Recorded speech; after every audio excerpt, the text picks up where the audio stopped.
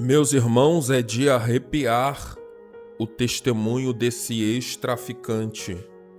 Com 9 anos de idade, a mãe já ensinava ele a roubar. Meus irmãos, testemunho muito forte lá do canal Rubem Gomes. Assista esse corte comigo e depois assista ao episódio completo no canal Rubem Gomes. O link está na descrição desse vídeo. Te peço para você deixar o teu like nesse vídeo e também para você se inscrever em nosso canal se você não for inscrito. Vamos assistir o vídeo. Eu vim de uma família, minha mãe chamava-se Darcy Gaspar. Ela cresceu, nunca trabalhou. Para ela, ela nem acreditava em Deus. Para ela, a gente tinha que correr atrás, a gente tinha que roubar Tanto que a minha primeira caneta que eu tive, eu pedi para ela me dar, ela falou para mim assim, você quer uma caneta, você entra ali e pega, assim, assado. Então eu tinha 8 para 9 anos, foi o meu primeiro crime, eu roubei uma caneta dentro do supermercado. Aquela caneta que tinha uma aguinha, que tinha uns brinquedinhos dentro, que mexia na água, foi o meu primeiro crime que eu pratiquei na minha vida. Depois de lá, eu até tentei fugir dessa vida. Morei em colégios internos, queria ser jogador de futebol, mas quando eu voltei para minha casa, minha mãe falou para mim que jogador de futebol era vagabundo, traficante, que só se prostituía, eu não ia. Daí eu falei para ela, mesmo, você não quer que eu seja jogador de futebol? Ela não, eu falei para ela, então tá bom, a partir de hoje eu vou ser bandido. Então, desde criança, o seu ensinamento foi esse, o senhor não teve alternativa? Não, meu ensinamento foi ser bandido. O senhor falou que foi preso, mas assim, com quantos anos? Eu fui preso com 19 anos. Eu servia o 28º Batalhão de Infantaria Blindado, o BIB, 28 BIB. Fui preso roubando carro. Meu Deus. O senhor já estava servindo o alistamento do Exército, Já estava servindo o alistamento do Exército. Eu era cozinheiro no Exército. Nossa, e assim, mesmo servindo no Exército, o senhor não parou de praticar? Não parei de fazer coisa errada, não. Eu continuei roubando. Eu fugia do Exército para ir roubar na rua, já tinha pegado esse costume. O Exército, no meu coração, o Exército foi a melhor instituição da minha vida que eu passei, mas eu não estava preparado para estar lá dentro. Meu Deus. Ô Vaz, conta para mim, assim, essa foi a sua primeira prisão? Foi a minha primeira prisão. Teve mais vezes? Não, teve vezes quando eu era criança. Eu fui uma vez quando eu era criança, mas eu só fiquei um dia e fui solto. Dessa vez o senhor ficou quanto tempo lá? 7 anos. 7 anos? 7 anos. E dentro desses 7 anos o senhor não pensava assim numa melhora ou algo do tipo assim, não? Eu não acreditava. Eu não acreditava que existia melhora. Eu acreditava que eu nasci para ser bandido, que eu não tinha escolha de vida, que a minha escolha era aquela lá, que eu já tinha... Eu acreditava que o meu destino já estava traçado, que eu nasci para ser bandido, que eu ia morrer no mundo do crime. Eu não acreditava nem que eu ia sair de lá de dentro. O senhor acreditava nisso, mano? Eu acreditava nisso. E assim, por o senhor acreditar nisso, o senhor também nunca teve uma visão de Deus ou algo assim? Alguém falar sobre Deus pro senhor? Assim? Eu já tive muitas mensagens de Deus, muitas, principalmente dentro da prisão. Toda vez que vinha alguém pregar lá, as pessoas falavam, Deus tem algo na sua vida. Eu falava, tem. Aí eu trancado aqui dentro. Crente, não, Deus tem algo. Eu falava, ele tem algo na minha vida. Ele me trancar aqui dentro e jogar a chave fora. Foi o que aconteceu. E daí as pessoas vinham. Eu sempre participei de círculos de orações que tinha dentro da prisão. Sempre meu coração sempre foi voltado. Tanto que eu só escutava hinos. Eu não ouvia pagode, eu não ouvia samba. Eu não gostava de pagode, de samba. Eu gostava, assim, de dançar quando estava no mundo, com as mulheradas. Sim. Mas dentro da prisão eu só conseguia ouvir música evangélica. Eu até fui julgado muitas vezes por isso. Os caras falavam, mas o cara só ouve música evangélica e é ladrão. Eu falava, eu não tenho culpa de gostar desse tipo de música. Eu não gosto dos outros tipos de música, eu gosto desse tipo de música, é verdade. Eu nunca gostei de... Todo mundo ouvia samba, eu pegava meu radinho de pilha, os caras, mas hino, Hugo? Eu falava, eu gosto de hino. É o que eu gosto, é o que me faz chorar, é o que me faz sentir gente. E eu sempre fui voltado para o mundo do crime, eu sempre falava, não, eu vou entrar numa facção, um dia eu vou entrar, eu não quero nada, eu quero ser bandido. Eu sempre tive isso na minha cabeça. O senhor sempre quis ser aquilo que praticamente foi ensinado. Foi ensinado. Mas conta para mim, o senhor falou outra vez que, quando a gente estava aqui, antes do podcast, o senhor falou que o senhor foi batizado dentro da prisão? Fui batizado dentro da prisão. Como é que foi essa história? Conta para nós com mais detalhes. Eu estava sem visita. A minha ex-esposa tinha me abandonado e ido me trair lá no Rio de Janeiro. Daí eu estava sem visita, estava completamente quebrado. Falava, como que pode acontecer? Sou do mal ajudo ela em tudo, que eu ajudava, ela também me ajudava, ela me abandonou e foi para o Rio de Janeiro ainda ficar com outro homem lá. Daí um dia estava tendo culto, o ancião da Congregação Cristã do Brasil me chamou, falou, você quer assistir o culto? Eu falei, quero. Uns amigos meus falaram, pô, mas vai assistir culto? Eu falei, vou assistir culto, eu não tenho visita, não tenho nada, vou ficar aqui andando no pátio para lá e para cá, sem visita, vou assistir o culto. Fui assistir o culto, daí estava tendo um batismo na piscina, né? Eu falei, olha que legal, vou ver o batismo, vou entender como que é essas coisas, né? Daí até eu sempre ouvia falar naquele negócio do Espírito Santo falava, esses caras não existem, não, Espírito Santo, Deus, não existe nada. Daí eu fui assistir o culto e na hora do batismo eu comecei a chorar desenfreadamente, mas chorar assim, exorbitantemente, que eu não entendia o porquê que eu estava chorando. Hoje eu sei que é o Espírito Santo de Deus, hoje eu sei que eu posso falar com propriedade isso, como eu choro agora. É uma coisa que tomou o meu coração. Sim. Me tomou de cima e embaixo, que eu não conseguia parar de chorar. E eu queria parar de chorar, eu falava, meu Deus, eu quero parar de chorar. E um monte de bandido vendo, né? Um monte de gente vendo, eu falava, Deus, eu quero parar de chorar. E Deus não deixava eu parar de chorar. Daí esse ancião da congregação veio em mim e falou, você quer ser batizado? Aleluia. Eu falei, eu quero ser batizado, eu quero aceitar Jesus. Daí ele falou, mas é agora, não é amanhã, não é depois, é agora mesmo. Eu falei, eu quero sim ser batizado.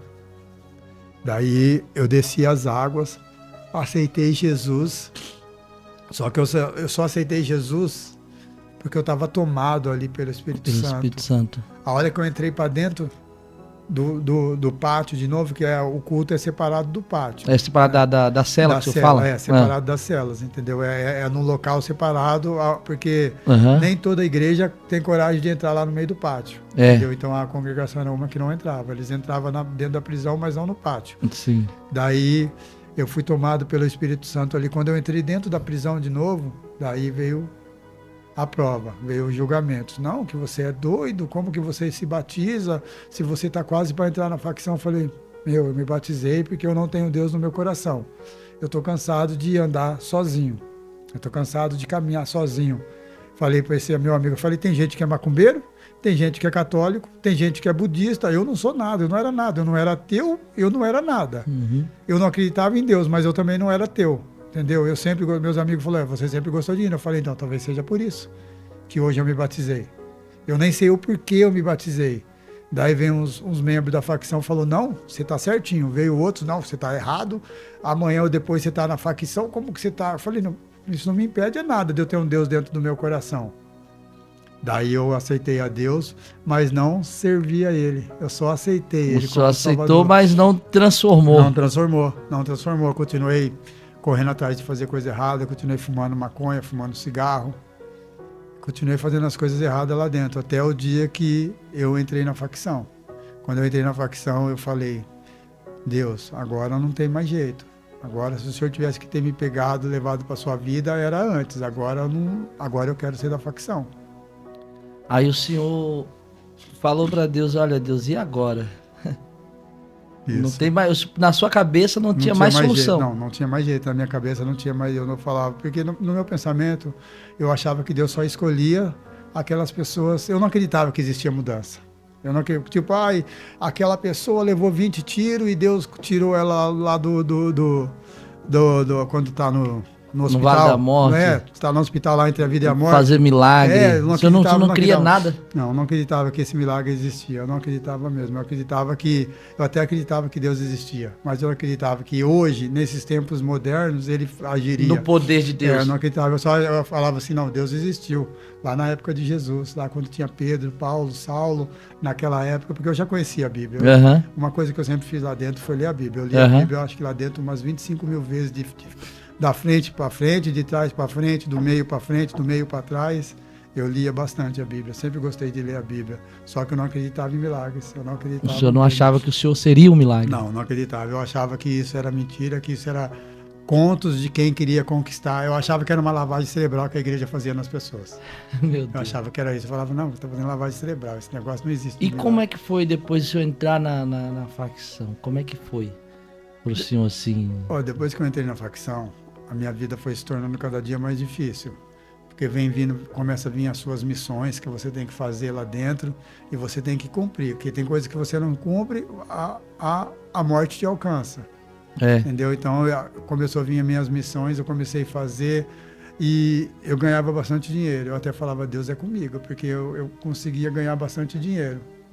Entendeu? Um monte de gente tem um monte de loja. A loja que a gente fala é biqueiro de tráfico. Um monte de gente tinha um monte, eu só tinha uma. E essa uma eu conseguia me sustentar, conseguia pagar tudo que eu tinha que pagar. E cumprindo as missões. Cumprindo as missões. Mas aí veio uma missão que me fez andar minha vida andar para trás, completamente. Foi homicídios. E isso fez minha vida andar para trás completamente. Daí eu entendi que Deus existia. Eu falei, pô, Deus, começou de repentemente, depois daquilo ali, meu dinheiro começou a desaparecer, eu só comecei a perder tudo e a minha mulher que gostava de mim começou a me trair, começou a me enganar. Falei, Senhor, o que eu fiz de errado? Daí Deus falava no meu coração, aquele rapaz que você desceu à sepultura, você não tem esse direito. Daí começou a machucar meu coração, mas eu falava, não, isso é coisa da minha cabeça, isso é loucura, não, vou continuar na minha vida, vou voltar a ganhar meu dinheiro. E daí a vida foi andando para trás, gradativamente, andando para trás. E eu falei, Deus, não entendo mais o que está acontecendo. Eu não sou um cara errado, né? Eu não sou errado entre aspas, né? A gente se julga não tá errado, né? Porque eu era errado, eu estava fazendo coisas que não agradavam ao Deus poderoso, entendeu? Eu estava tirando vidas de pessoas que isso não era agradável aos olhos de Deus. E não é, ninguém tem esse direito. Ninguém tem esse direito, entendeu, sociedade? Ninguém tem esse direito de fazer isso. Quem tem o direito de tirar a vida e dar a vida é só o Deus Todo-Poderoso. Nem a ciência, por mais que ela exista, ela não tem esse dom, porque Deus não vai deixar eles terem esse dom. Verdade. E eu comecei a relutar contra mim mesmo. Não, isso não pode estar acontecendo comigo. Eu sou bem-sucedido, eu vou roubar, vou traficar, e daí ia fazer assalto, não pegava um centavo, assalto de milhões, e não conseguia vir com um centavo no bolso. Falava, não acredito. Meus amigos começaram a falar, não, pé frio é você.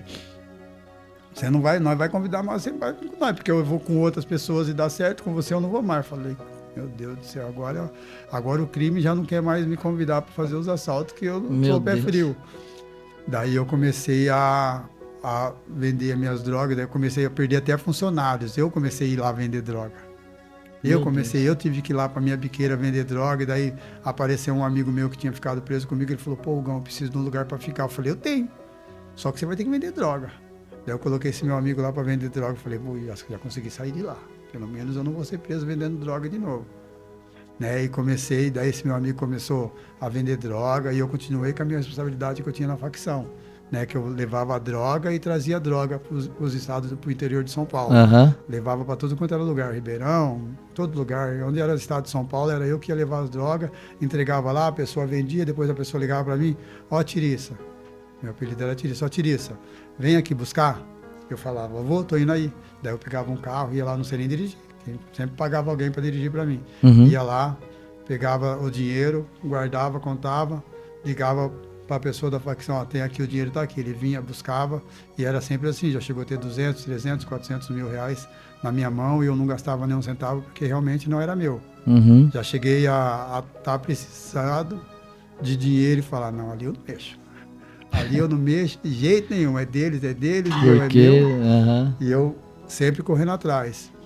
Um dia, um irmão meu de sangue, irmão mesmo de verdade, filho da minha mãe, a casa que eu moro é dele também, é herança de família. Sim. Esse meu irmão chegou em casa e falou para mim, pô, irmão, vim pedir ordem para você.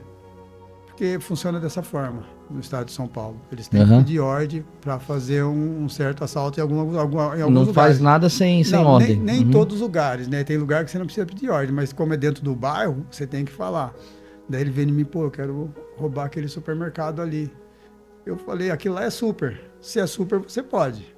Se fosse mini, você não podia. Se fosse a padaria, você não poderia. Se fosse o mercado, o barzinho ali da esquina, você não pode. Se for a casa de um pobre, você também não pode. Ele, não, irmão, é lá. Eu falei, eu posso com o seu aval? Eu falei, tenho meu aval para você ir lá. Pode ficar tranquilo. Se alguém falar, eu vou nas ideias e falo, não, eu deixei. Ele tá roubando um super, não tá roubando um mini. Aí ele foi roubar esse mercado. Ele entrou no mercado, ele é um amigo dele, fizeram o assalto.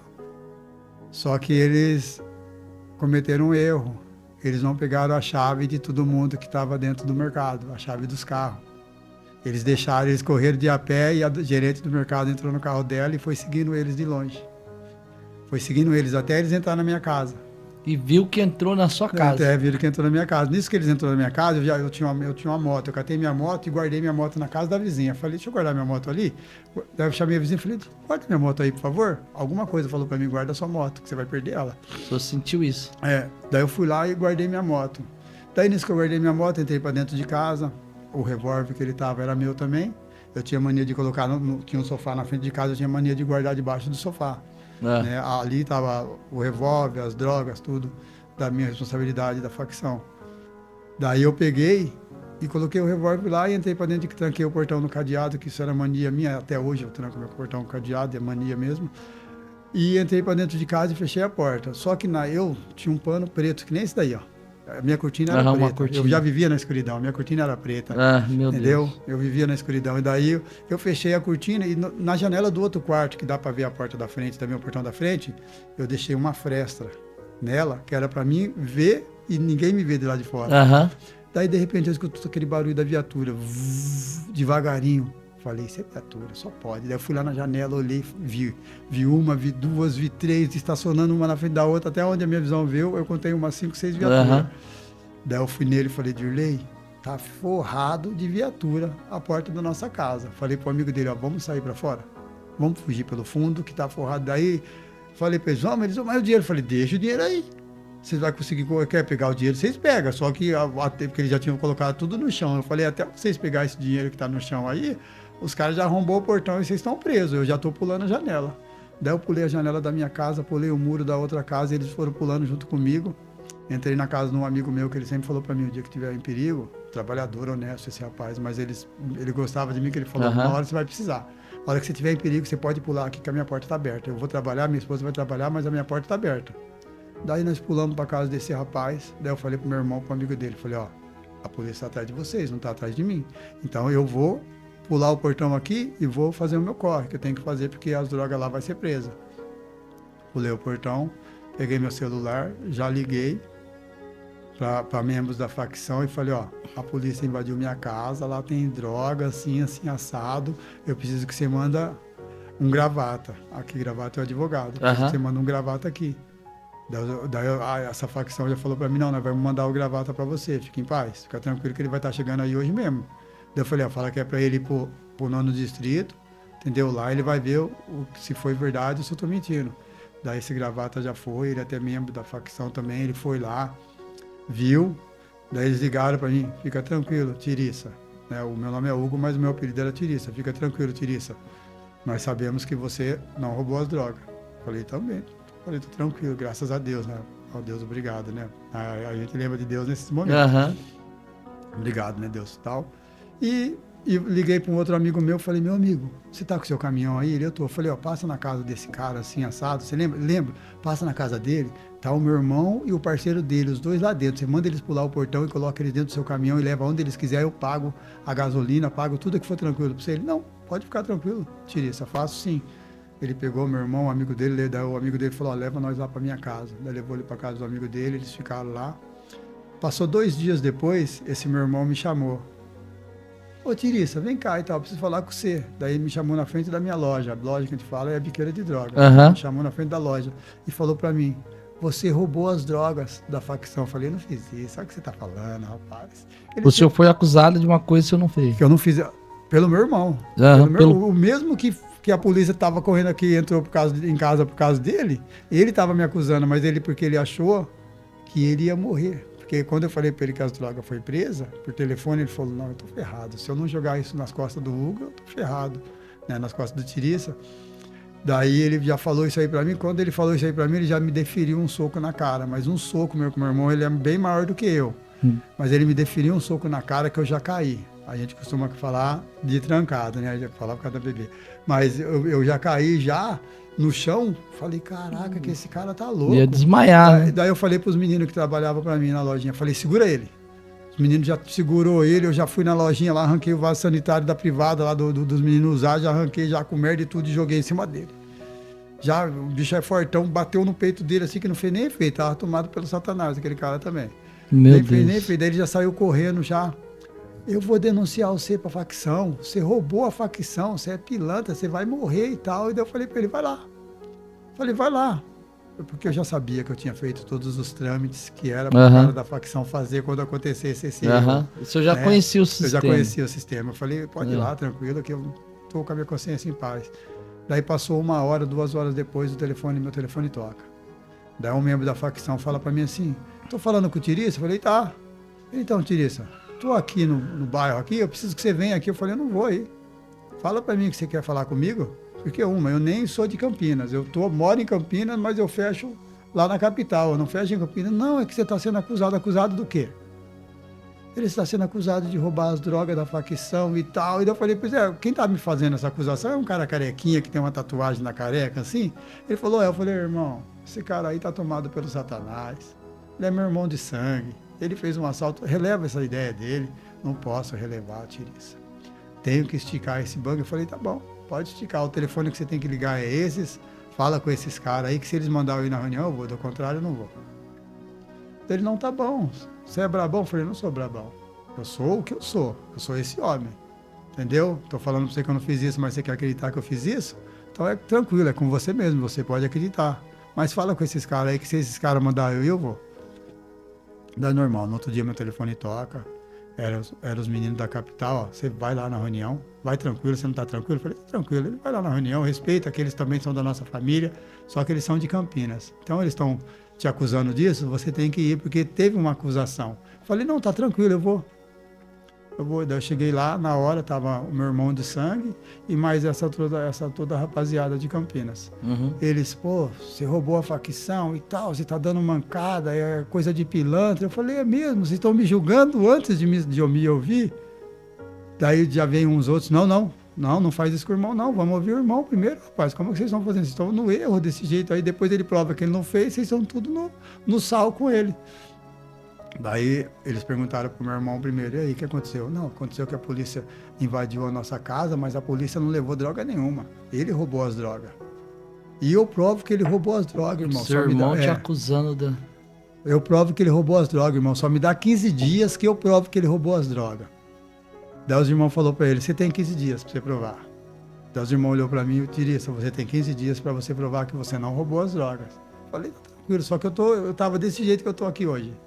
Calmo e sereno, ninguém entendia de eu estar tão calmo. E nesse momento, Varão, nesse conflito todo, seu irmão te acusando, todo esse conflito, o senhor não nenhum momento passou pela sua cabeça sobre Deus, sobre o que o senhor viveu lá atrás na prisão, sobre o batismo, nada? Passou que Deus estava me condenando. Só passou isso, que Deus estava sendo ruim e mal comigo. É isso que passou pela minha cabeça. Meu Deus. Eu só falava, esse cara aí não existe, ele está sendo ruim comigo, ele está sendo mal comigo. Ele não existe, era só a única coisa que eu pensava sobre Deus, era isso, que Deus não existia, que ele estava usando, falava, Deus está deixando o diabo usar o meu irmão para acabar com a minha vida, eu vou ser empicadinho, você ter minha cabeça cortada, dissipada do meu corpo por uma mentira que eu não cometi. Era só a única coisa de Deus que passava na minha cabeça, era isso. E como é que foi esse processo todo? Como é que o senhor saiu dessa? Aconteceu que é o seguinte, esse processo na facção, a maioria das facções dura 90 dias, tem umas que até 15 dias. Dura 90 dias.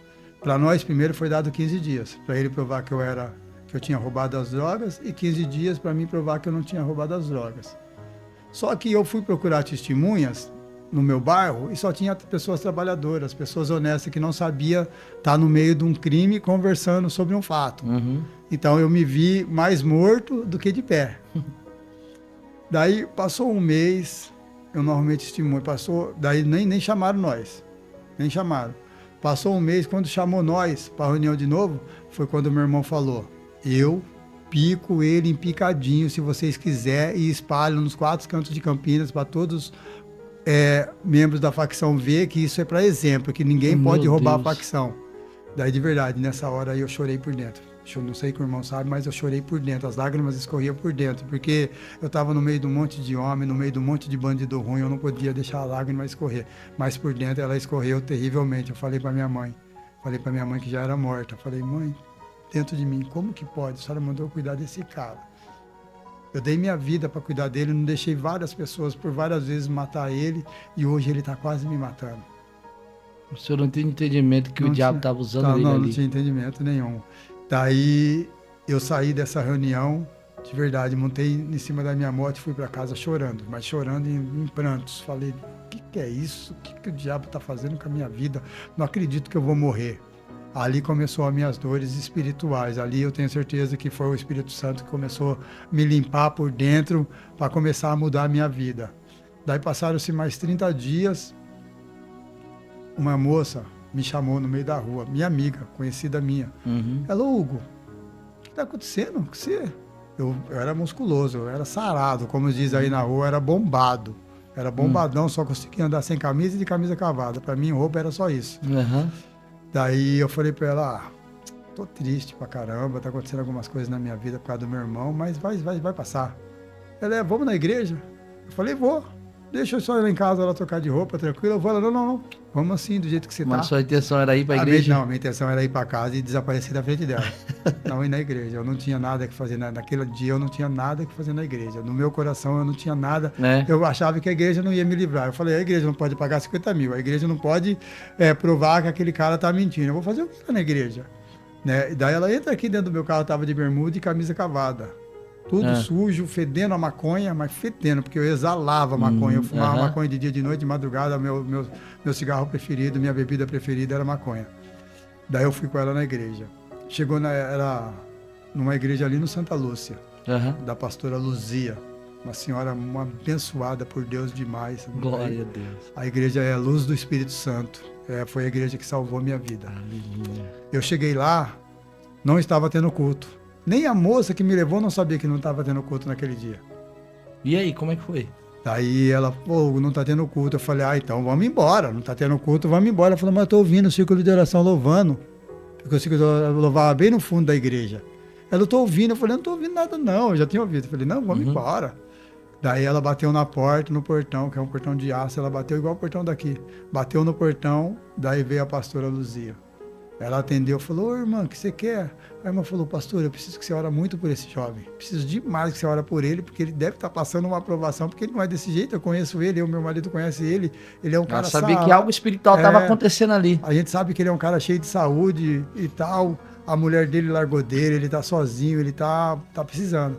Daí essa pastora, na hora que ela abriu a porta, que ela colocou eu para dentro, veio uma moça chamada Nalva, de lá do fundo, esposa do irmão Júlio. Ela veio lá do fundo da igreja já gritando, pastora, foi com esse homem que eu sonhei, ele faz parte de uma facção e Deus, o Espírito Santo de Deus falou para mim que era para nós salvar a vida dele, que era para nós orar por ele, que era para nós receber ele aqui na nossa igreja, que Deus tem um grande chamado na vida dele. Aleluia. Daí a pastora olhou para mim e falou, e aí, o que você quer me falar? Eu falei, pastora, se eu tiver que falar para a senhora aí fica fácil, fala a senhora para mim. Daí ela ajoelha aqui, daí eu ajoelhei, ela colocou a mão em cima da minha cabeça e começou a orar. Ela começou a falar em línguas, começou a orar, e daí ela falou, Deus manda te falar que você aceitar ele agora, como o único e suficiente salvador da sua alma. Eu lembro como se fosse hoje. Chorei de novo.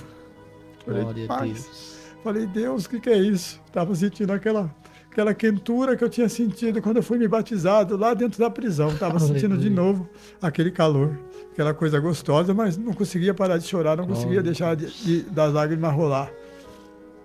Daí eu aceitei Jesus, lembro como se fosse hoje, eu aceitei Jesus e essa pastora falou para mim, Deus manda te falar para você ficar tranquilo, porque tudo isso que está acontecendo na sua vida é a permissão de Deus. Eu falei, como que ele pode permitir que eu seja machucado? Como ele pode permitir que eu seja massacrado por uma pessoa de sangue meu? Ela falou, é assim que Deus trabalha. Deus, ele trabalha de uma forma que não é para você entender, é só para você ficar louco. Isso é para você ficar louco, isso é para você endoidar. Isso é para você entender que Deus existe, e ele existe na sua vida desde quando você foi batizado. Ela nem sabia. Ela nem sabia. Entendeu? Desde quando você foi batizado, eu falei, eu fui batizado, realmente sou batizado. Ela, você é batizado. Você já aceitou Jesus, só que você estava andando por caminhos tortos, porque você queria. E ele tem algo na sua vida, ele tem um plano na sua vida, que para muitas pessoas ele não tem, mas na sua ele tem. Então você tem que agradecer a Deus, ajoelhar e entregar a sua vida de novo para ele. Eu falei para ela, mas senhora, eu faço parte de uma facção. ela não liga pra isso, não. Ele vai fazer algo que você não vai fazer mais parte dessa facção e você vai sair de lá sem nenhum arranhão. Aleluia. Eu falei, eu não acredito nisso, senhora. Ela falou, você pode acreditar. Daí eles me deram uma Bíblia. Nesse dia eu coloquei a Bíblia dentro do carro da minha amiga para ir embora com ela. E ela falou, vem aqui, eu tenho culto de terça, quinta, sábado e domingo. Você está convidado para vir todos esses dias na igreja. E ela falou, detalhe, Deus manda falar para você tem uma moto, não tem? Eu tenho. Deus mandou você vender ela. Porque o diabo vai matar você em cima dela. Ele quer a sua alma. Deus. Ele não quer ver você salvo. Se você morrer por esse tempo, você não vai ser salvo. Para você ser salvo, você tem que se limpar, você tem que mudar a sua vida. Daí eu falei para ela, tá bom. Cheguei em casa, de verdade, acendi um baseado de maconha que eu tinha já pronto, acendi o baseado de maconha e falei, Deus, você tá de brincadeira. Não vai fazer milagre na minha vida, não. Daí, de verdade, eu lembro que o primeiro hino que eu coloquei para tocar, eu procurei na internet, era um hino que fala, cada lágrima é permissão de Deus. Daí, depois desse hino, apareceu o milagre do ônibus, um senhor rico, que tinha bastante carro, e o carro dele não funcionou, a pessoa da igreja falou para ele que ia fazer, nesse primeiro dia eu escutei, eu vi esse testemunho, o cara falando que ele tinha recebido uma mensagem da igreja, que ele era dono de uma empresa de frota de carro e ônibus, o carro dele todos ia quebrar e ele tinha que pegar o ônibus para ir para o serviço. Daí aconteceu isso, ele entrou dentro do ônibus, daí ele foi batizado pelo Espírito Santo. O policial relou nele, o policial também foi batizado pelo Espírito Santo. Eu falei, meu Deus, o que é isso que o senhor está querendo falar comigo? Mas eu não entendo. Eu falei, Deus, não adianta o senhor falar essas coisas para mim, eu não estou entendendo. Mas eu lembro que esse hino, cada lágrima é permissão de Deus, eu fiquei escutando ele por muito tempo na minha vida. Escuto até hoje. Mas nessa época, daí passou mais uns dias, eu fui na igreja, continuei indo na igreja, vendi minha moto. O cara que comprou minha moto bateu ela. Deu Meu PT Deus. nela e nele não aconteceu nada. Ele não sofreu um arranhão. Quando eu falei isso dentro da igreja, a pastora falou, claro que não vai acontecer um arranhão para ele nele. O arranhão era para você. Só que não era um arranhão, você ia perder a sua vida. Não deu PT na moto? Ela ia dar PT em você também, se você estiver acima da moto. Só que o rapaz, ele pegou uma moto amaldiçoada. Ele não estava amaldiçoado. Quem estava amaldiçoado era a sua moto, pelo Satanás. Deu tá bom. Eu falei, peraí, minha pastora, agora eu tenho uma reunião. Vai decidir a minha vida, talvez nessa reunião. Já era a terceira ou a quarta, se eu não me engano. Daí ela falou, pode ir tranquilo. Deus mandou falar para você que é para você orar o Salmo 91. Aquele que habita no esconderijo do Altíssimo, a sombra do Onipotente, descansar lá. Eu decorei esse salmo. Aleluia. Eu decorei esse salmo porque eu não podia ir para a reunião dessa facção com a Bíblia. Eu não podia. Eles respeitam Deus, mas a Bíblia não podia estar lá dentro. Não pode de maneira alguma. De maneira alguma.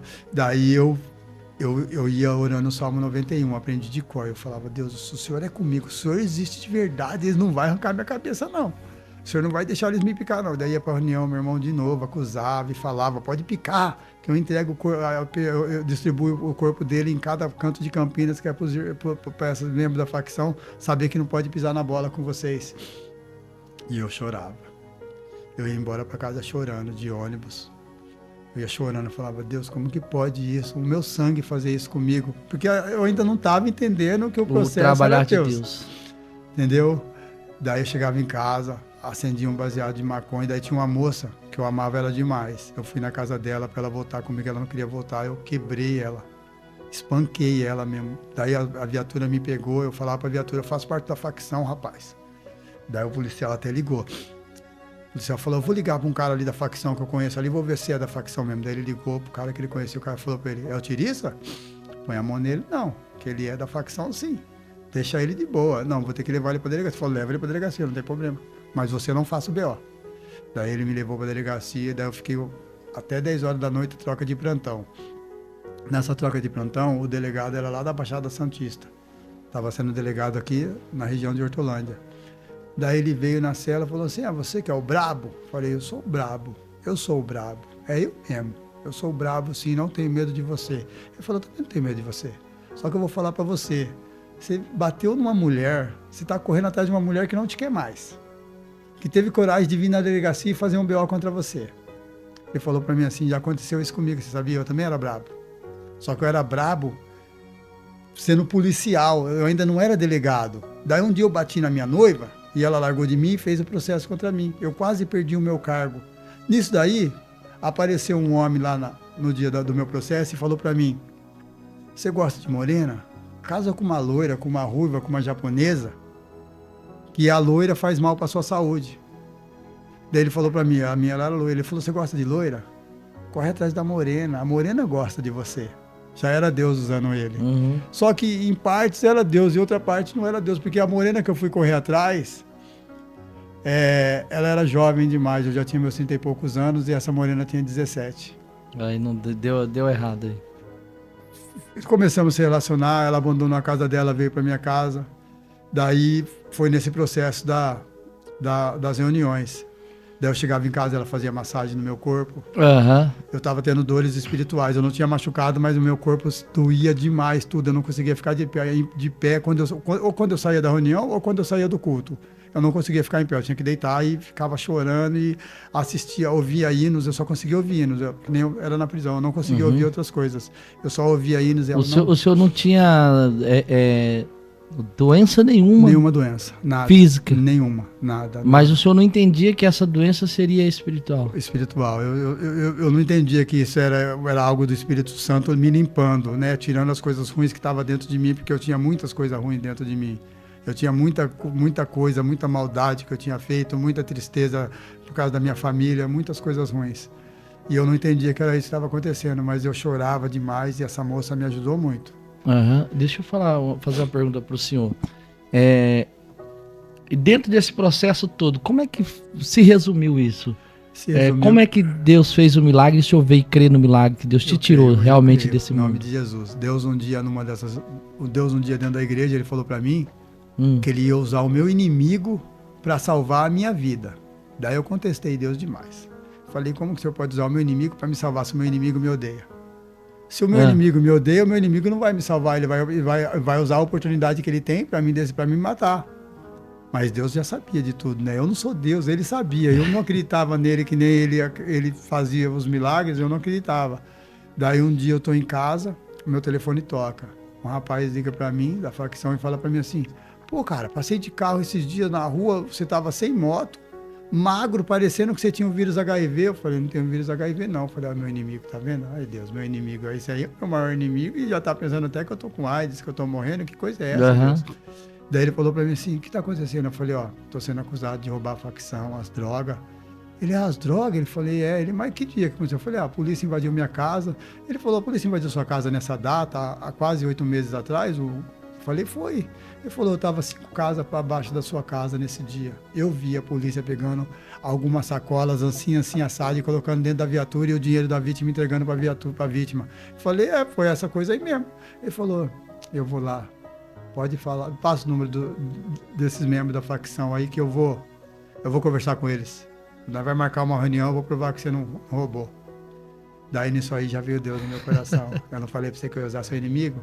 Só que Deus falou no meu coração e do outro lado do ouvido quem falou? O diabo. O diabo. Não vai não, que é o que ele precisava para te matar, ele tá com a faca e o queijo na mão. Mas daí eu liguei pra pastora. Falei: pastora, aconteceu isso e isso e isso. Ela falou: pode ir. A hora que eles ligar para você, vai na reunião que o Espírito Santo de Deus está acampado ao teu redor e não esqueça de orar o Salmo 91. Aleluia. Vai tranquilo que Deus é contigo. E de outra, Deus mandou te falar para você: se você julgar o seu irmão com a morte, você morre. E você vai para o inferno. Isso tudo antes da reunião. Antes da reunião. Meu Deus. Ela falou: não julgue o seu irmão, deixa para os outros julgar. Você não julga ele, porque ele foi instrumento de Deus. Infelizmente, para você, ele está sendo instrumento do diabo, porque você ainda não tem esse entendimento, mas ele foi um instrumento de Deus. Deus usou ele para tirar você dessa vida. Daí eu falei: tá bom. Daí eu fiquei tranquilo. Passou um dia, uma semana, me ligaram: ô Tirista, você pode encostar aqui, em tal bairro? E tal. Eu falei: posso. Tranquilo, você tá vivo, você vai de ônibus? Eu falei: eu vou de ônibus, eu não tenho mais moto, né? Vendi, eu perdi tudo. Ele: então venha. Tal. Daí chegou lá, eu cheguei lá, o meu irmão já estava lá. Daí tinha uns membros da facção lá, falou: conta pra nós, como que aconteceu, Tirista, esse negócio? Daí eu expliquei pra eles tudo de novo, aconteceu assim, assado, que ele tá me acusando de roubar a facção e eu não roubei, eu provo que eu não roubei. Ele: Tirista, só que tá difícil, já passaram-se 8 meses, nem nós entendemos, porque a maioria das vezes é 3 meses. Nem nós entende porque já faz 8 meses que você ainda não provou, faz 8 meses que o seu irmão também não provou que você roubou e tal. Só que eles já sabiam que eu não tinha roubado também, porque o advogado já tinha falado. Já tinha falado. Só que o processo, quem tem que provar é eu. Entendeu? É eu que tinha que provar por A mais B. Daí o irmão pegou e falou para mim, pode ficar tranquilo, tem um irmãozinho chegando aí que ele vai falar também. Daí o rapaz chegou, que era membro dessa facção também, ele pegou e começou a falar. Os caras falaram para ele, então fala para nós, qual eram as bolsas que você viu a viatura, as polícias colocando dentro da viatura que estava lá na casa do Tiriça? Daí esse membro pegou e falou, uma bolsa assim, uma mochila, uma sacola assim, dessa cor amarela, vermelha, azul, da principal, da CIA, dessas lojas aí. Falou tudo. Falou tudo. Daí um membro da facção pegou e falou para ele, realmente, teve algumas coisas que você nem fala da cor das sacolas, mas as que precisava falar, você realmente falou. E confirmou. Confirmou. Realmente o nosso parente aí não roubou a facção. Daí eles olharam pro meu irmão e falou, e aí, e agora? E você? Por que você acusou do Tiriça ter roubado a facção? E se nós, há 8 meses atrás, nós tivesse picado o Tiriça e dado para você distribuir, você tinha distribuído feliz em cima de uma mentira? Ele, não, me perdoa e tal, eu menti porque eu estava com medo de morrer e tal. E agora? Agora você pode morrer. Daí os caras olhou para ele e falou assim, ó, chama o Tiriça de canto, chama ele de canto e conversa com ele. Pede perdão para ele, se ele te perdoar, você morre. Se ele não perdoar, você tá morto. Daí nós fomos no canto da casa, assim, ele olhou pra mim, pô, me perdoa. Eu falei... Então, a vida do seu irmão estava dependendo do seu perdão. Do meu perdão. Daí eu falei pra ele, eu lembro quando eu falei pra você, numa das reuniões que nós saímos, eu falei pra você que eu tava indo na igreja, que Deus tinha falado pra mim que eu ia ganhar essa guerra de você, como eu ganhei, sempre ganhei todas, eu nunca perdi pra você nenhuma guerra, porque esse meu irmão, ele vivia numa competição comigo.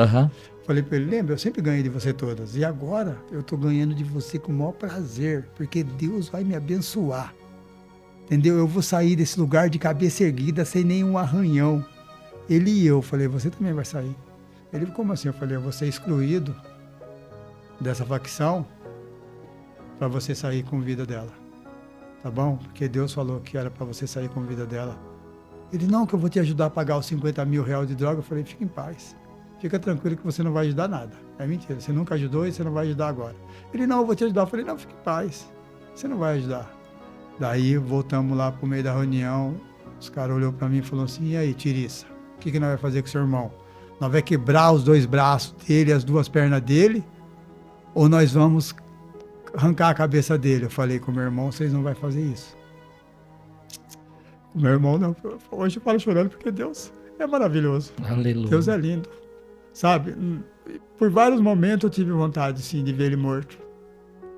Mas Deus soube me controlar, Deus soube entrar dentro de mim e me mudar por dentro, porque eu era terrível mesmo. Aleluia. Eu queria tanto ser membro dessa facção que quando aconteceu tudo isso, eu entendi que não era para mim ser dela, que era para mim ser da facção de Jesus, que era para mim ser da facção de Cristo, que Deus fez tudo isso para mim poder hoje em dia estar falando para você jovem, para você mãe, para você pai, para vocês amarem seus filhos. Amar de uma forma que eu não fui amado. Respeitar seu filho de uma forma que vocês não respeitam. Porque o inimigo, ele dá dinheiro, ele dá carro, ele dá moto, ele dá bicicleta pro filho da gente. Achar que isso é bom. E dá mesmo. Seu filho, você, às vezes, seu filho pede 10 reais pra você e você fala que não tem, mesmo você sabendo que você tem. Daí ele vai lá na biqueira e pede pro traficante. O traficante não dá 10, o traficante dá 100 para conquistar ele. Daí você perde seu filho. Esse é o meu conselho para você, mãe, para você, pai. Ame mais, ajude mais, não seja bobo pro seu filho, mas seja amoroso com ele. Porque não adianta você só entregar na mão de Deus. Quando você entrega na mão de Deus, Deus vem e leva ele embora. Mas quando você ora por ele, clama e ajuda ele a instruir ele, isso muda a vida. Aleluia. Daí eu perdoei o meu irmão nesse dia. Daí eu fui, na hora eu já fui julgado. Você perdoou seu irmão? Ele queria arrancar seu pescoço, picar seu corpo em picadinho, jogar seu corpo nos 4 cantos de Campinas. Como que você perdoou ele? Como assim? Falei, eu perdoo. Eu não vou levar aquela maldição que Caim e Abel levou, de derramar o sangue do irmão. De verdade, eu falei isso pra eles, eu não vou fazer isso comigo. Eu não vou carregar o peso de ter matado o meu irmão, porque eu não sei se eu vou conseguir viver com isso. Daí os caras já olhou pro meu irmão e falou, você pode ir embora. Você pode ir embora, que a conversa aqui agora é com ele. Agora, tudo que você devia, você não deve mais. Pode ir embora. É só com ele a conversa agora. Daí eu já pensei, falei, Deus, o senhor falou que ia me livrar. O negócio já ficou pesado pra mim aqui já. e tal, mas dentro do meu coração ele falava, fica tranquilo, fica em paz, mas a gente é carne, né? A gente tem medo. Sim, sim. Eu comecei a me tremer de medo, comecei a tremer e não conseguia nem mais orar o Salmo 91. Falei, meu Deus, agora já era a minha vida mesmo. Fui perdoar ele, daí os caras falaram pra mim assim, você tem 15 dias para pagar 50 mil reais. Como que eu vou tirar 50 mil reais, irmão, pastor? Eu não trafico mais, eu não roubo mais, eu tô indo na igreja, não fazia mais nada de errado. Não fazia mais nada de errado. Minha biqueira eu já tinha deixado na mão de outra pessoa para ela tomar conta, para ela ganhar o dinheiro. Ele tava me dando cesta básica e algum dinheiro. Eu falava para ele, não, eu nem quero muito dinheiro, eu só preciso só de uma cesta básica para me poder comer, entendeu? Porque eu não vou roubar mais. Esse meu amigo falava, que isso, Gal? Tira isso, assim, vai. Falando, pô, cara, eu não vou roubar mais. Deus não quer que eu roube mais, eu não vou roubar mais. Daí eu falei, tá bom. Rapaziada, em 15 dias eu volto a falar com vocês. Daí 15 dias meu telefone tocou. E aí, você arrumou o dinheiro? Falei, não. Daí nisso daí, né, uma irmã que me conhecia da igreja, o filho dela também era dessa facção. Daí eu fui na casa dele. Ele falou pra mim assim, eu descobri seu segredo. Falei, você descobriu meu segredo? Ele falou, eu descobri, vem cá, mãe. A mãe dele veio e falou assim, a paz do Senhor, irmão Hugo. Falei, nossa, meu Deus. Falei, irmão, por favor. Ele falou, não, fica tranquilo. Fica tranquilo. Falei, pô, irmão, eu devo, né, pra facção e tal. Os caras sabiam que eu tô indo na igreja, eu vou morrer. Ele falou, não vai, você não vai morrer. Porque o Deus que a minha mãe serve não é um Deus de mentira. Aleluia. Entendeu? Ele confiava mais em Deus do que eu. Porque ele tinha isso, né? Ele cresceu num berço evangélico, eu cresci num berço do crime. Ele falou pra mim assim, ó, contra Deus, nenhuma facção pode. Ninguém pode contra Deus. Aleluia. Então você fica tranquilo que eu vou fazer os caras... O que você tem pra pagar? Os 50 mil, eu falei, eu tenho uma biqueira e tenho a minha casa. Pode pegar a minha casa e minha biqueira no valor de 50 mil reais, que pra mim tá de bom tamanho. A minha biqueira valia 300 mil reais. A minha casa valia 150 mil. Ele falou pra mim, tá bom, vou ligar lá para os caras, vamos ver o que eles vão pegar. Daí eu fui embora pra casa... Passou mais 15 dias, passou mais um mês, passou mais 2 meses, passou 90 dias. 90 dias. 90 dias, e eu indo na igreja ainda. Eu acho que foi tudo um teste de Deus. Vamos ver se ele vai ficar firme, né? Que se ele não ficar firme, eu já mando ele, desço ele pro seio de Abraão, ele fica lá descansando, que a alma dele é minha, não é mais de Satanás. Daí, quando deu 90 dias, ele me ligou, falou assim, ó, Tirissa, eu consegui que os caras peguem sua biqueira, sua casa vai ficar para você. Os caras falaram para mim, deixa a casa dele para ele poder viver a vida dele em paz, entendeu? Falei, beleza. Ele falou, agora eu vou colocar você no telefone com o alto escalão da facção, tá? Então você fala com o cara direito lá, que é pro cara, né, ele que vai mandar vir os caras ver a sua biqueira. Daí eu falando com esse cara do alto escalão, ele falou para mim, onde que é a sua biqueira? Eu falei, ali no bairro ali lugar, que eu moro, né? E tal, de esquina. Ele é legal, sua biqueira, tem saída pro fundo e pra frente, se os caras quiserem fugir da polícia, eu falei, tem, tranquilo, minha biqueira é top, das biqueiras ela é top.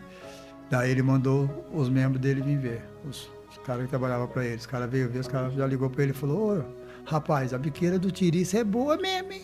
Tem saída pra frente e pra trás aqui, dá pra vender droga até umas horas, a gente vai ganhar bastante dinheiro. Então fala pra ele que a biqueira dele não é mais dele, que a partir de hoje a biqueira dele é da facção. Daí os caras já falaram pra mim, eu falei de boa, ele falou, passa o telefone pra ele. Daí eu falando com ele no telefone, ele falou, daqui 6 meses você pode voltar pra facção. Eu mesmo quero colocar você na caminhada de novo. Eu falei, não quero. Falei pra ele, eu não quero não, muito obrigado. Eu tô indo na igreja. Falei pra ele, eu posso até cair, por causa da maconha, que eu sou viciado em maconha, entendeu? Mas pra esse mundo eu não volto mais não, eu vou ser crente, eu vou servir a Deus. Ele, não, você pode. Eu falei, não quero. Não quero, muito obrigado, Deus abençoe. E amei esse tempo que eu fiquei com vocês, entendeu? Respeito vocês, vou sempre respeitar, mas eu não quero mais sempre fazer parte disso. Eu quero mudar a minha vida, eu quero servir um Deus Todo-Poderoso. Daí eu já, quando eu falei que eu quero servir um Deus Todo-Poderoso, eu estava falando para eles que eu tinha virado crente, que eu tinha mudado a minha vida mesmo, eu tive coragem. Daí foi onde eu percebi que realmente eu estava virando crente, que Deus estava mudando a minha vida. Daí eu casei. E Deus arrancou tudo aquilo que não prestava, arrancou o vício, arrancou tudo do Senhor. Deus tirou tudo. O vício ele foi tirando devagar. O primeiro vício que ele tirou de mim foi o cigarro. O cigarro eu parei de fumar rapidão. Mas a maconha ele foi tirando devagarinho. Foi tirando devagarinho até o dia que eu parei de fumar maconha. Daí eu parei mesmo de fumar maconha. Daí eu casei nessa igreja onde a pastora orou por mim. Eu casei lá. com essa moça de 17 anos. Quando eu casei, ela já tinha 18. Casei com ela. Só que antes de eu casar, veio um moço e falou para mim assim, um evangélico falou para mim, não é para você casar com ela. O senhor teimou? Eu teimei. Eu falei para ele, pô, eu sofri tanto na vida, me deixa, irmão, pelo amor de Deus, nem conversa mais comigo. De verdade. O senhor achava que era do coração dele, né? Eu achava que era do coração dele. Não era um recado de Deus. Eu achava que era do coração dele, eu achava. E ele foi o homem, que foi o rapaz que me deu a maior oferta no meu casamento, foi a oferta dele. Entendeu? O maior envelope que eu recebi foi dele. Ele falou, tô te ajudando financeiramente, mas já te falei, né? Eu falei, não, tá bom, irmão, seja o que Deus quiser. Meu casamento durou 7 anos. 7 anos. E me separei em cima de uma traição dela, Meu da parte Deus. dela. Hoje eu fiquei com meus filhos. Meus filhos moram comigo. O senhor tem quantos filhos total? Com essa moça eu tive 2, o Mateus e o Davi, ungido pelo Espírito Santo, graças a Deus, os 2. E antes dessa moça, eu tive mais 4. Que era quando o senhor não era evangélico. Quando eu não era evangélico, quando eu era do mundo. Mas, deixa eu falar algo pro senhor, fazer uma pergunta. O senhor falou, antes da gente gravar o podcast, o senhor falou assim que tinha um filho que o senhor perdeu pro crime. Perdi. O Vitor Hugo Xavier Gaspar. E quantos anos ele tinha? 25 anos. 25 anos. Mas não, assim, o senhor não era evangélico nessa época? Quando eu perdi ele? Sim. Eu era. Já era evangélico? Já era evangélico e eu estava correndo de ser pastor, eu estava correndo do meu chamado. E como é que foi isso, assim, o senhor perceber que o seu filho entrou no mundo que o senhor saiu? Quando ele entrou, ele tinha 16 anos. Eu já era evangélico já quando ele entrou. Eu já tinha acontecido todo esse meu processo de mudança. Sim, sim. Eu fiquei muito triste. Eu cheguei nele, conversei com ele, expliquei para ele, pô, escuta o papai, cara. Ele, você não me criou, você não fez nada por mim, e ele viveu comigo a vida inteira. Mesmo eu preso, ele viveu comigo. A mãe dele ia me ver. Ele a mãe dele todas as visitas ele estava dentro da prisão comigo. Uhum. Entendeu? Eu falei para ele, pô, cara, eu criei você assim. A mãe dele falou para ele te criou sim. Todo o dinheiro que ele ganhava lá dentro, ele dava para nós se cuidar aqui fora. Ele usava a droga dele, fazia as coisas dele, mas ele sempre cuidou de você sim. A mãe dele falou para ele, bate nele, Hugo. E eu sendo evangélico, tudo que eu falei aqui pro pai e pra mãe, agora, eu fiz ao contrário com meu filho. Eu bati nele. Quando eu bati nele, eu perdi tudo. Perdi o amor dele, perdi o carinho, perdi o respeito. Por isso que eu sempre falo, bater não é a solução. Não é o remédio para ninguém. A gente fala, uma palmada educa. Não educa, isso deseduca. Eu bati no meu filho, ele tinha 16 anos. Dos 16 anos dele, sabe quando eu fui ver ele de novo? Dentro do caixão. Meu Deus. Dentro do caixão. Ele morreu dia 18 de setembro passado. O senhor ficou 9 anos, né? Quando ele faleceu com 25, o senhor ficou 9 anos sem ver seu filho. Nunca mais ouviu. Nunca mais vi, nunca mais conversamos. As únicas conversas que nós tivemos foi por telefone. Ele falou para mim, vem aqui buscar minha irmã que você vai ver que eu vou dar um tiro na sua cara. Aí ele já tinha 19 para 20 anos. Eu falei para ele, Vitor, você está fazendo a coisa mais errada do mundo. Ele, pô, o que eu estou fazendo de errado? Eu falei, diz a Bíblia, honrar pai e mãe que seus dias na terra serão acrescentados. Mas se você desonrar pai e mãe, seus dias serão absolvidos. Serão diminuídos. Deus não vai aumentar, vai diminuir o seu dia. Então tira do seu... Não precisa falar para mim desculpa, mas tira no seu coração isso que você falou para mim de me matar. Entendeu? Para que você possa viver bastante. Que senão o seu dia vai ser diminuído, Vitor. Não quero saber de nada. Vem na minha casa que eu te mato. Eu falei para ele, então eu vou. Peguei o ônibus e fui buscar minha outra filha. Na época ela tinha 13 anos, 14. Fui buscar ela. Ele, pai, vamos embora que o Vitor tá aí. Eu falei, eu não quero saber se o Vitor tá aí. Ele não tem o poder. Quem tem o poder é Deus. Falei para ela, filha, ele não vai nem sair de lá de dentro. Pode ter certeza disso. Vai lá, pega suas coisas. Ela, vai lá, pega suas coisas. Pegou as coisas dela. Ela veio, vamos embora, pai, que o Vitor tá indo. Falei, vamos devagarzinho, vamos andando, caminhando devagar, porque eu sirvo um Deus verdadeiro e poderoso, Deus não vai deixar ele me matar. Deus não deixou pessoas mais perigosas me matar, vai deixar ele me matar? Não vai. Daí saí de lá tranquilo, minha filha falou, nossa pai, você não tem medo? Eu falei, claro que não, eu não tenho medo. Quem tem que ter medo é o seu irmão, porque eu sou o pai dele, eu não sou qualquer um. Entendeu? Ela, pai. E para o senhor, viver essa rejeição, foi muito doloroso? Foi, porque ele era a minha alma gêmea. É. Ele era eu escrito. Em todos os sentidos? Todos. Todos os sentidos. Tanto que ele foi até pro lado errado. Ele era tudo, por isso que eu sabia que ele não ia ter a mesma oportunidade que eu tive. Isso eu tinha certeza no meu coração. Eu já esperava. cedo ou mais tarde, esse telefonema, alguém me avisando que meu filho estava morto. Eu já O senhor esperava. só esperava isso, mano. Eu esperava isso, eu sabia no meu coração que ele não ia ter a mesma bênção que eu tive. É que nem eu falo para todo mundo, eu sempre falo para os jovens, nem todo mundo é escolhido, nem todo mundo é chamado. Tem uns que vai descer a sepultura e vai ficar esperando o juízo final, porque é o que Deus tem para cada um. Entendeu? Então eu já tinha isso no meu coração. Eu sabia, um dia eu acordei com o telefone tocando, mas eu não atendi o telefone. Eu fui direto no meu status. Eu já senti no meu coração que estava acontecendo alguma coisa ruim. Nesse dia que ele faleceu, Eu recebi um o senhor já sentia algo diferente no ar. Eu não conseguia dormir naquele dia. Eu fiquei acordado até as 3 da manhã, em pensamento. Falei, o que está acontecendo que eu não estou pegando no sono? Daí meu telefone tocou. Era o meu outro filho, o Felipe. Eu falei, não vou atender. Vou olhar no status. Fui lá no status do Felipe e vi lá, em luto por um irmão. Na hora eu já ajoelhei e falei, Deus, eu vou ser pastor. Na hora eu falei, Deus, eu vou ser pastor. Eu não vou mais rejeitar o Senhor. Porque eu estava afastado da Assembleia de Deus mais de 4 meses, sem ir assistir nenhum culto. Mas eu não voltei para o mundo, eu não usei drogas, eu não fiz nada disso, eu não forniquei, eu não fiz nada disso. Eu só falei, tava frio. Eu só estava frio. Eu falei para Deus, Deus, porque eu sou verdadeiro. Eu não queria ser pastor. Eu não queria de jeito nenhum ser pastor. Tava fugindo do chamado. Tava fugindo do chamado. Todo mundo falava, tem chamado para pastor. Eu falava, eu não quero ser pastor, eu não quero pastorear, é muito trabalho, eu vejo as dores de cabeça que os pastores têm, aí eu não quero essa dor de cabeça para mim não. Eu falava para Deus, eu quero ser lá do banquinho. Eu quero ser obreiro, eu quero ficar na porta, eu não quero ter compromisso. Daí no dia que meu filho morreu, eu ajoelhei, primeiro fiquei sabendo pelo status, né? Daí eu liguei pro meu outro filho, falei, estava ligando pro pai? Falou, pai, eu tenho uma notícia ruim para te dar. Eu falei, eu já sei. Foi o Vitor ou foi a Letícia? Porque meus 2 filhos são do crime, né? Esses 2 irmãos de sangue. Falei, foi o Vitor ou foi a Letícia? Ele, foi o Vitor, pai. Falei, tá bom. Daí eu liguei na mãe dele, né? Que nós também não conversávamos. Ela é casada com outro moço, liguei. Daí o marido dela atendeu. Eu falei, é verdade mesmo, Leandro, que o meu filho morreu? Foi acidente ou tiraram a própria vida dele? Foi a polícia matou.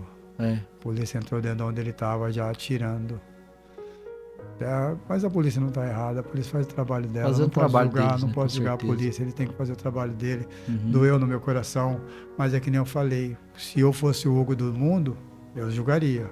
Mas hoje eu sou o Hugo cristão. Transformada. Então eu tenho que entender que o meu filho estava fazendo coisa errada, que ele já tinha sido avisado não só por mim, pela mãe dele. Para você ter ideia, a casa que ele foi assassinado era de frente com a casa da mãe dele. Ela se separou do marido dela porque ela não consegue voltar para casa. Meu Jesus. O marido dela se separou dela, falou, não, já que você não consegue voltar, vamos se separar. E o meu filho cresceu no berço evangélico. A madrinha dele, o padrinho... Ele teve todo um ensinamento que o senhor não teve, a oportunidade que o senhor não teve. Entendeu? Ele todo domingo, sábado, final de semana, tinha um compromisso numa igreja lá perto da casa dele, que ele participava. Todas as crianças do bairro participavam. Jesus. Então ele conhecia Jesus. Ele sabia de Deus. Coisas que eu já não sabia, que nem eu falo. Às vezes tem pessoas que conhecem, não têm oportunidade. Aquelas pessoas que não conhecem têm oportunidade justamente porque Deus não chegou para elas. Meu Deus. Entendeu? E esse meu filho, quando fui no cemitério ver lá ele, estava marcado para um pastor e orar tudo direitinho. Como é que foi para o senhor, todo aquele cenário ali, o senhor passando pelo processo e vendo assim, olha, eu vivi isso que ele viveu, ele perdeu a vida dele dentro desse sistema que eu saí. Como é que foi para o senhor isso? Para mim foi a coisa mais difícil do mundo. Mas eu usei essa dificuldade, como lá estava cheio de jovens revoltados, amigos dele. Não, que nós vai sair daqui, nós vai trocar tiro com a BAEP, nós vai trocar tiro com a polícia, com a PM. E eu conversava com um de cada vez e falava, jovem, não adianta isso que vocês querem fazer. Isso que vocês querem fazer só vai ser mais um aqui no cemitério e mais mãe chorando. Entendeu? Vocês têm que pegar isso como exemplo. O Vitor está dando a chance de vocês olharem ele como exemplo. Daí os amigos dele falam, mas como que o senhor fala isso? O senhor como pai? Eu falei, eu tô machucado, tô arrasado. Olha pra cara dele, olha pra cara minha, eu não sou parecido com ele? Os caras, nossa, ele é sua cara. Ele é igualzinho o seu, nariz, tudo igualzinho o seu. Eu falei, então, a diferença é que ele é bonitão porque ele é jovem, não tem as cicatrizes que eu tenho, não tem o sofrimento que eu tive. Ele morreu com o rosto lisinho e eu tô vivo com o rosto cheio de cicatriz. Mas a minha cara, as meninas, mulheres, ela, nossa, você é a cara dele, cara. Eu nunca conheci o senhor, ele quase nem falava. Eu falei, ele tinha raiva de mim, porque eu não queria que ele fosse bandido, ele tinha ódio de mim. Então, eu falei para os jovens, falei para muitos jovens. Primeiro eu falei 1 a 1. Daí quando o pastor não veio para orar por ele, porque eles perguntaram, vocês são evangélicos? Eu falei, nós somos evangélicos. A mãe dele também é, só não é, a mãe dele não é evangélica de ir para a igreja, ela é, a família dela toda é evangélica. Então, eu falei, perdão. Falei para eles, então eu vou orar pelo meu filho. Daí todos os jovens eu reuni eles antes de eu orar pelo meu filho. Esse testemunho que eu dei hoje, eu dei lá. Aleluia. Eu dei lá no cemitério, perante o caixão do meu filho. E expliquei para todos os jovens. Glória a Deus. Jovens, vocês têm que chegar na casa da mãe de vocês, do pai de vocês, e abraçar o pai de vocês. Amar. Quando seu pai fala para você, filho, para de fumar maconha. Filho, sai da rua, vem para dentro de casa, volta a estudar, escuta seu pai e sua mãe. Por mais que a gente sejamos quadrados, antigos, a gente temos visão, coisa que vocês ainda não têm. Vocês só vão ter se vocês chegarem aos 50, que se vocês não chegarem aos 50, vocês vão morrer sem a visão. Entendeu? E dei o testemunho, orei pelo meu filho, agradeci a Deus, eu olhei para ele e falei para ele, tá vendo, filho? Quantas vezes eu não te falei, você falou que você ia carregar o meu caixão, você falou que ia me matar, olha aí, agora eu vou carregar o seu caixão, e não é com prazer. Falei só eu e ele no pensamento, sabe? Falei, não é com prazer que eu vou carregar seu caixão, vou carregar seu caixão com muita tristeza, com o sentimento de que eu não cumpri com a minha parte. É o que eu sinto, mas eu sei também que não é minha culpa. Porque não é minha culpa, não é culpa de Deus, é culpa da vida que Ele escolheu. Ele escolheu isso. Hoje os tempos são tempos difíceis. Uhum. Se os jovens não escolherem as coisas certas a fazer, vai acontecer isso com muitos jovens. Se o pai e a mãe também não abraçar o seu filho, porque eu vejo muito pai e mãe, principalmente das igrejas, eu entrego na mão de Deus. Deus não tem a obrigação de cuidar do filho, de nós. Se Ele deu o filho para nós cuidar, é para nós cuidar. Deus dá um livramento, Deus protege, Deus abençoa, Deus cura, né? Mas entendeu? A instrução tem que partir de nós. Partir do pai, da mãe, do tio, da tia, de quem cuida. Eu gostaria de pedir para você deixar o teu like nesse vídeo e também para você se inscrever em nosso canal se você não for inscrito. Deixa aqui nos comentários de que lugar do Brasil ou do mundo você está me assistindo. Ainda no campo dos comentários, se você puxar para o lado, vai aparecer um botão escrito hypar. Eu sei que ele não aparece para todas as pessoas, mas se ele aparecer para você, aperta nesse botão e ajuda o YouTube a distribuir esse vídeo para mais pessoas, tá bom? No comentário fixado e também nesse QR Code que está aparecendo na sua tela, você vai encontrar o meu canal no WhatsApp. Se você quer receber todos os conteúdos em primeira mão, me siga lá no WhatsApp que eu tenho compartilhado todos os vídeos por lá, tá bom? Ouvindo o testemunho do pastor Hugo Leonardo Gaspar, nós podemos entender que Deus, ele continua dando livramentos, ele continua mudando a vida daqueles que o servem. Quando nós ouvimos o testemunho do pastor Hugo, nós entendemos que algumas pessoas, elas nascem em locais totalmente disfuncionais. E nós aprendemos, irmãos, que Deus, ele não depende de momentos favoráveis, Deus, ele não depende de dias favoráveis ou de locais favoráveis para fazer com que a sua obra aconteça na vida daqueles que ele escolhe. Então, não desista de orar por alguém que está perdido. Não desista de buscar por alguém que está distante do Senhor. Porque independente do cenário que você ou que essa pessoa estejam vivendo, Deus, ele permanece realizando obras de transformação e fazendo com que pessoas que estavam caminhando em direção à morte, em direção ao inferno, encontrem a sua luz, o seu evangelho, o seu Filho Jesus. Se esse vídeo falou o seu coração, deixa o teu like. Nos siga também para mais vídeos. Que Deus abençoe tua vida poderosamente.